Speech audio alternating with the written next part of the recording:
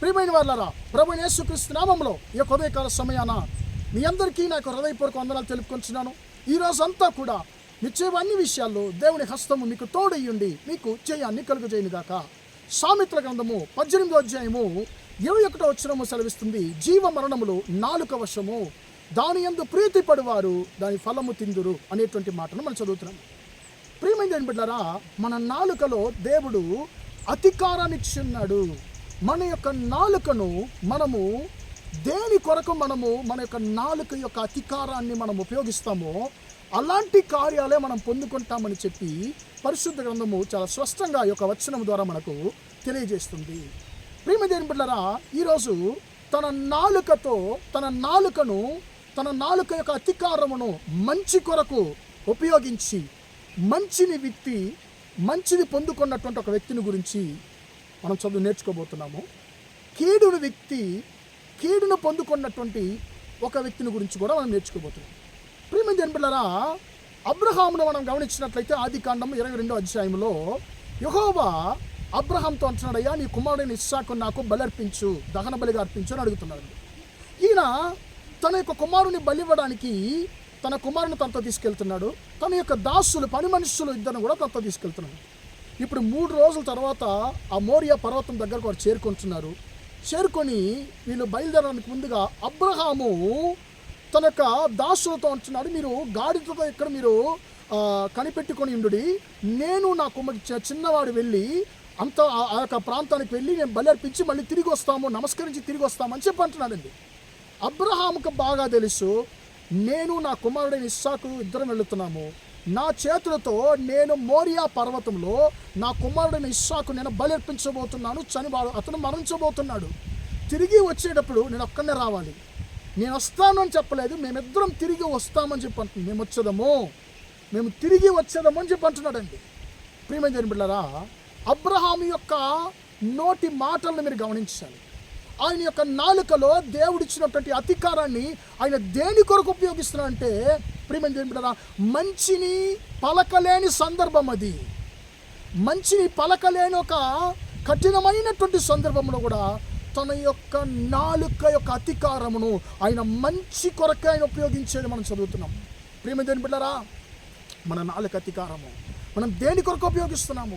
ఈ రోజుల్లో అనేకుల యొక్క జీవితంలో ఎందుకు మంచిది పొందుకోవడం లేదు, ఎందుకు మేలు పొందుకోవడం లేదంటే మన నాలుక యొక్క అధికారాన్ని మనము మంచి కొరకు కాదు కీడు కొరకే ఉపయోగిస్తున్నాం. కీడుని విత్తుతున్నాం కాబట్టి మన జీవితంలో కీడునే మనం పొందుకుంటున్నాము, మేలు పొందుకోవడం లేదు. అబ్రహాము మంచిని పలికేటువంటి సందర్భం అక్కడ లేదు, అవకాశం లేదు. అక్కడ ఇస్సాకు మళ్ళీ తిరిగి రావడానికి అవకాశం లేదు. కానీ తన యొక్క నాలుకలో దేవుడిచ్చినటువంటి అధికారాన్ని మంచి కొరకు ఉపయోగించాడు, మంచిని విత్తాడు, మంచిని పొందుకున్నాడు. మళ్ళీ అక్కడ మోరియా పర్వతానికి వెళుతున్నాడు. యెహోవా అంటున్నాడు, అయ్యా నీ బిడ్డను బలి అర్పించొద్దు, నువ్వు దేవునికి భయపడేవాడని నేను ఇప్పుడు తెలుసుకొని ఉన్నానని చెప్పి అంటున్నాడు. ఇస్సాకుకు బదులుగా ఇంకొక గొర్రెను అక్కడ దేవుడు సిద్ధపరిచి ఉన్నాడు. ఇప్పుడు అబ్రహాం ఏదైతే విత్తాడో ఆ మంచిని మళ్ళీ ఆయన పొందుకుంటున్నాడు. ఇస్సాకు మళ్ళీ తిరిగి సజీవంగా తన తండ్రి అయిన అబ్రహాంతో వస్తున్నాడు.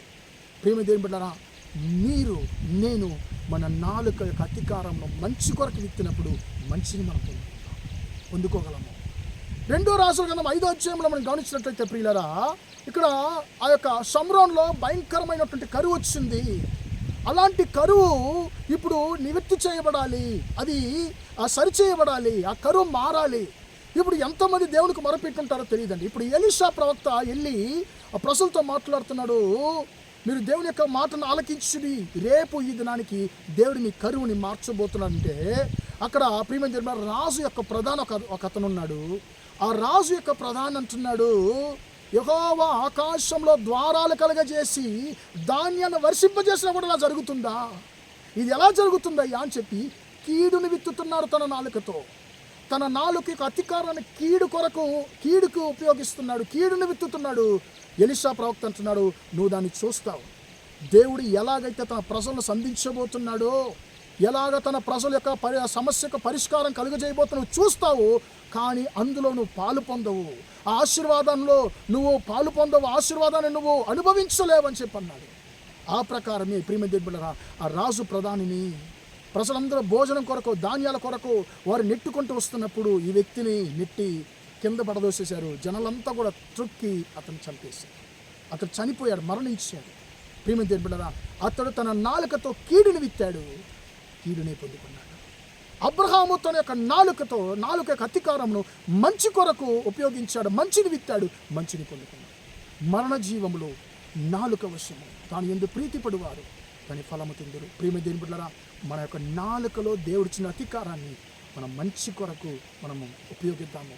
మన జీవితంలో మంచిని మాత్రం విత్తుదాము. అప్పుడు మనము మంచిని, ఆశీర్వాదాన్ని మనము పొందుకోగలము. ప్రార్థిద్దామా? అయ్యా, నా నాలుక యొక్క అధికారాన్ని నేను మంచి కొరకు తండ్రిని ఉపయోగించిన కృపదైత్యం నుంచి అడుగుదామా? ప్రార్థన చేద్దాం. ప్రేమగల మా తండ్రి, దయగల దేవ, ఇంతవరకు ఈ మాటలు విన్న తండ్రి, నీ బిడ్డలను మీరు దీవించండి, ఆశీర్వదించండి అయ్యా.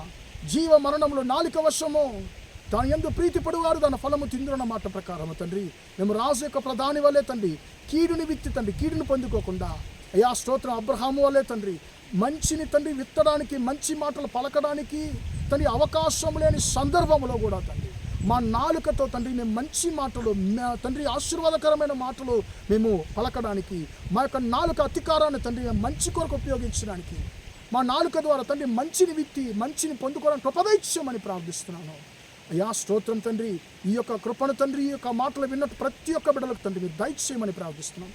ఈరోజంతా కూడా మా సహోదర సహోదరులు చేసే అన్ని విషయాల్లో మీ హస్తం తోడు నన్ను ఆశీర్వదించమని యేసయ్య నామంలో ప్రార్థించని వేడుకొంటున్నాను తండ్రి.